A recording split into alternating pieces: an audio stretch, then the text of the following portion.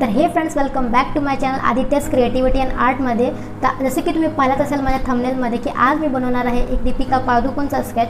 तर ही ड्रॉइंग बनवण्यासाठी जे मी मेन टूल्स जे यूज केलेले आहेत ते आहे कॅमलिन ब्रँडचे ग्रॅफाईट पेन्सिल, चारकोल पेन्सिल, सोबतच मी एक मेकॅनिकल पेन्सिल पण यूज केलेली आहे लाईट पार्टसाठी. आणि त्यासोबतच एक ब्लेंडिंगसाठी मी जे मटेरियल्स यूज केले आहेत ती आहे वॉटर कलर ब्रश आणि टिश्यू पेपर. सोबतच जे हायलायटिंग एरियाज कव्हर करण्यासाठी जे मी मटेरियल यूज केलेले आहे ती आहे निडेबल इरेझर, सोबतच टॉम्बो मोनो 0 इरेझर.